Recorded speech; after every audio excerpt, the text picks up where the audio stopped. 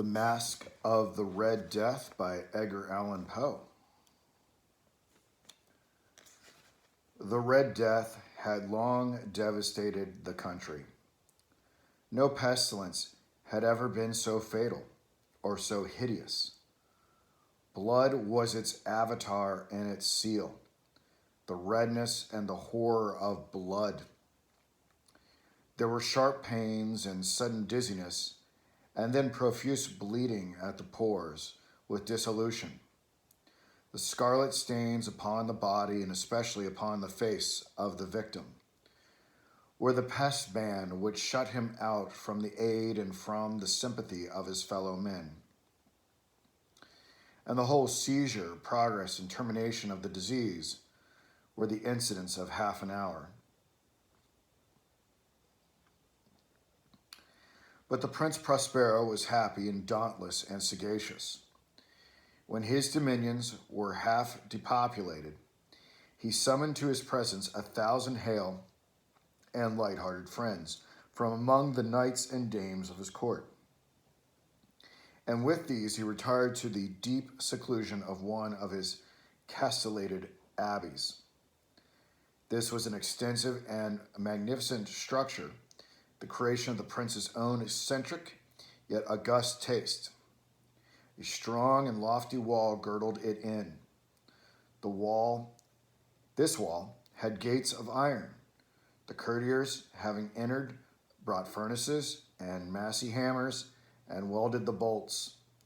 They resolved to leave means neither of ingress or egress to the sudden impulses of despair or of frenzy from within. The abbey was amply provisioned.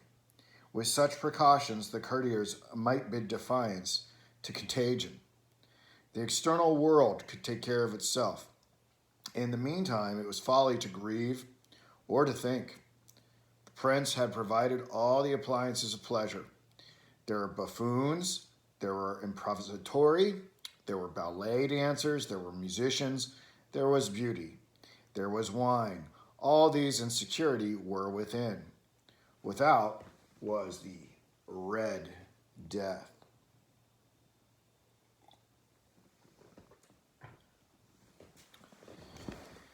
It was toward the close of the 5th or 6th month of his seclusion, and while the pestilence raged most furiously abroad, that the Prince Prospero entertained his 1,000 friends at a masked ball of the most unusual magnificence. It was a voluptuous scene, that masquerade, but first let me tell of the rooms in which it was held. There were 7, an imperial suite in many palaces. However, such suites form a long and straight vista, while the folding doors slide back nearly to the walls on either hand, so that the view of the whole extent is scarcely impeded. Here the case was very different, as might have been expected from the Duke's love of the bizarre. The apartments were so irregularly disposed that the vision embraced but little more than one at a time. There was a sharp turn at every 20 or 30 yards, and at each turn a novel effect. To the right and left, in the middle of each wall, a tall and narrow Gothic window looked out upon a closed corridor which pursued the windings of the suite. These windows were of stained glass, whose color varied in accordance with the prevailing hue of the decorations of the chamber into which it opened. That at the eastern extremity was hung, for example, in blue, and vividly blue were its windows. The second chamber was purple in its ornaments and tapestries, and here the panes were purple. The third was green throughout, and so were the casements. The fourth was furnished and lighted with orange, the fifth with white, the sixth with violet. The 7th apartment was closely shrouded in black velvet tapestries that hung all over the ceiling and down the walls, falling in heavy folds upon a carpet of the same material and hue. But in this chamber only, the color of the windows failed to correspond with the decorations. The panes here were scarlet, a deep blood color, Now, in no one of the 7 apartments was there any lamp or candelabrum. Amid the profusion of golden ornaments that lay scattered to and fro or depended from the roof, there was no light of any kind emanating from the lamp or candle within the suite of chambers. But in the corridors that followed the suite, there stood, opposite to each window, a heavy tripod, bearing a brazier of fire that projected its rays through the tinted glass and so glaringly illumined the room. And thus were produced a multitude of gaudy and fantastic appearances. But in the western or black chamber, the effect of the firelight that streamed upon the dark hangings through the blood-tinted panes was ghastly in the extreme, and produced so wild a look upon the countenances of those who entered, that there were few of the company bold enough to set foot within its precincts at all. It was in this apartment also that there stood against the western wall a gigantic clock of ebony. Its pendulum swung to and fro with a dull, heavy, monotonous clang, and when the minute hand made the circuit of the face, and the hour was to be stricken, there came from the brazen lungs of the clock a sound which was clear and loud and deep and exceedingly musical, but of so peculiar a note and emphasis that at each lapse of an hour, the musicians of the orchestra were constrained to pause momentarily in their performance, to hearken to the sound, and thus the waltzers perforce ceased their evolutions, and there was a brief disconcert of the whole gay company.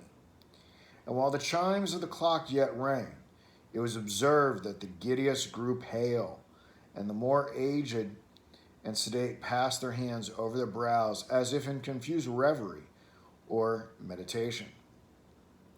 But when the echoes had fully ceased, a light laughter at once pervaded the assembly.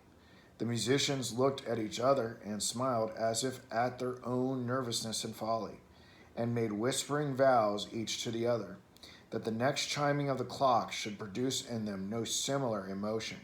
And then, after the lapse of 60 minutes, which embraced 3,600 seconds of the time that flies, there came yet another chiming of the clock, and then were the same disconcert and tremulousness and meditation as before.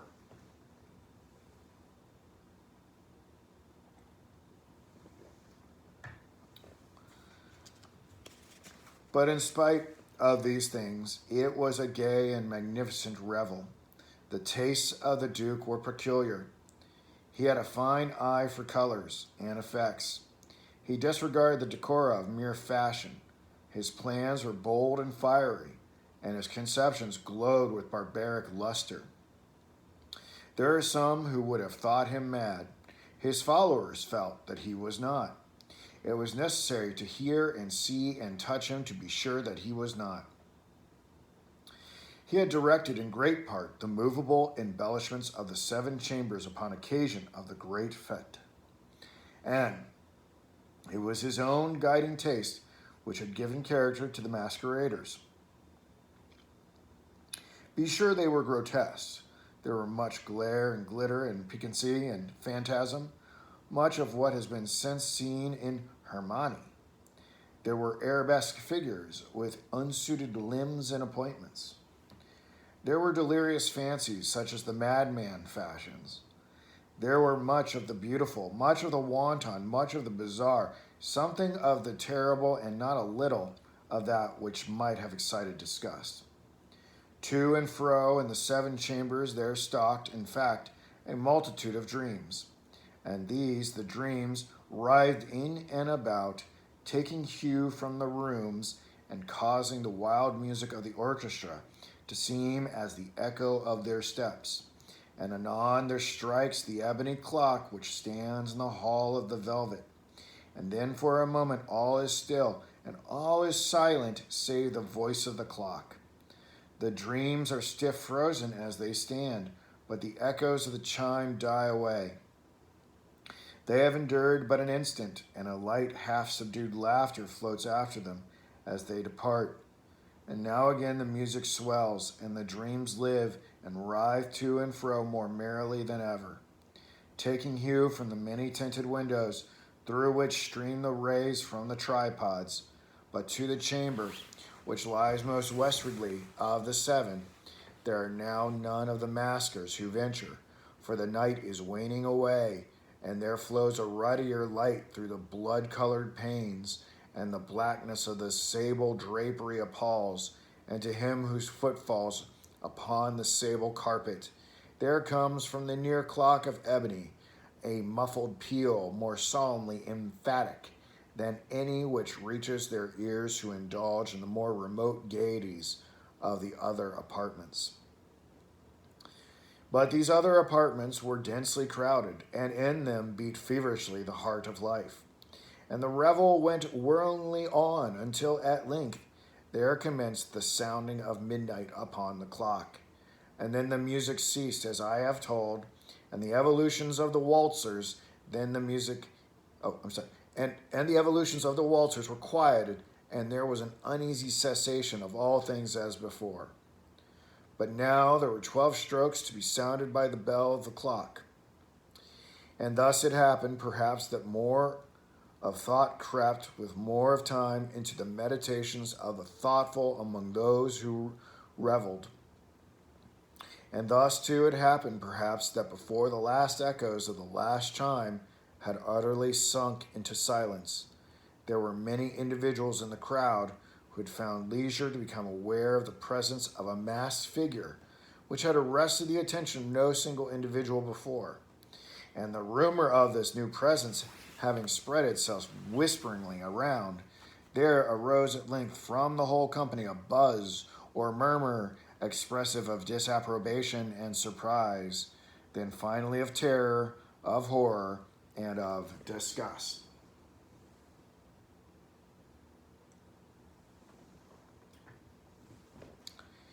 In an assembly of phantasms such as I have painted, it may well be supposed that no ordinary appearance could have excited such sensation. In truth, the masquerade license of the night was nearly unlimited, but the figure in question had out-Heroded Herod and gone beyond the bounds of even the prince's indefinite decorum. There are chords in the hearts of the most reckless which cannot be touched without emotion. Even with the utterly lost, to whom life and death are equally jests, there are matters of which no jest can be made.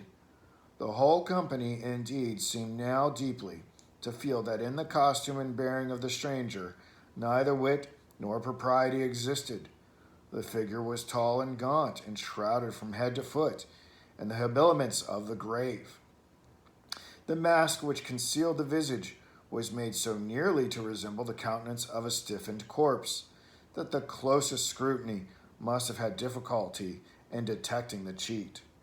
And yet all this might have been endured, if not approved, by the mad revelers around. But the mummer had gone so far as to assume the type of the Red Death. His vesture was dabbled in blood, and his broad brow, with all the features of the face, was besprinkled with the scarlet horror.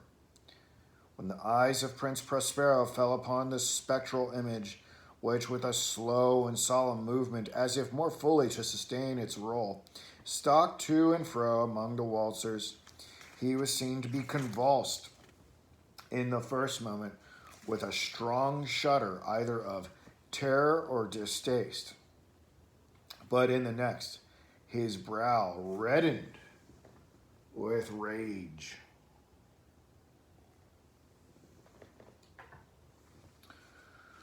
"Who dares," he demanded hoarsely, of the courtiers who stood near him, "who dares insult us with this blasphemous mockery? Seize him and unmask him, that we may know whom we have to hang. At sunrise, from the battlements." It was in the eastern and blue chambers in which stood the Prince Prospero as he uttered these words. They rang throughout the 7 rooms loudly and clearly, for the prince was a bold and robust man, and the music had become hushed at the waving of his hand. It was in the blue room where stood the prince with a group of pale courtiers by his side. At first he spoke, there was a slight rushing movement of this group in the direction of the intruder, who at the moment was also near at hand, and now with deliberate and stately step made closer approach to the speaker.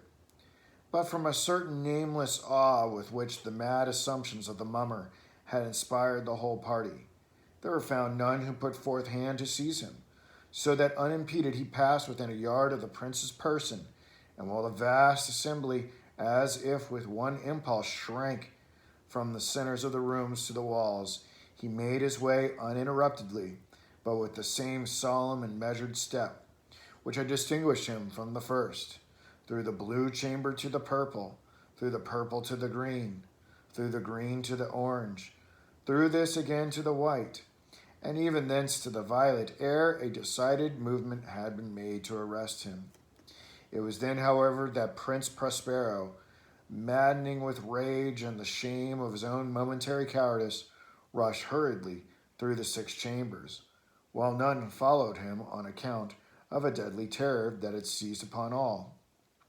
He bore aloft a drawn dagger, and had approached in rapid impetuosity to which 3 or 4 feet of the retreating figure, when the latter, having attained the extremity of the velvet apartment, turned suddenly and confronted his pursuer.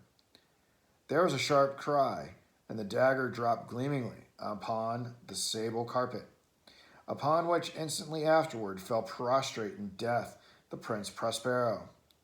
Then, summoning the wild courage of despair, a throng of the revelers at once threw themselves into the black apartment, and seizing the mummer, whose tall figure stood erect and motionless within the shadow of the ebony clock, gasped in unutterable horror at finding the grave cerements and corpse-like mass which they handled with so violent a rudeness untenanted by any tangible form. And now was acknowledged the presence of the Red Death.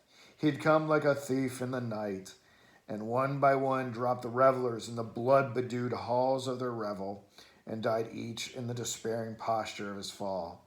And the life of the ebony clock went out with that of the last of the gay, and the flames of the tripods expired, and darkness and decay and the Red Death held illimitable dominion over all.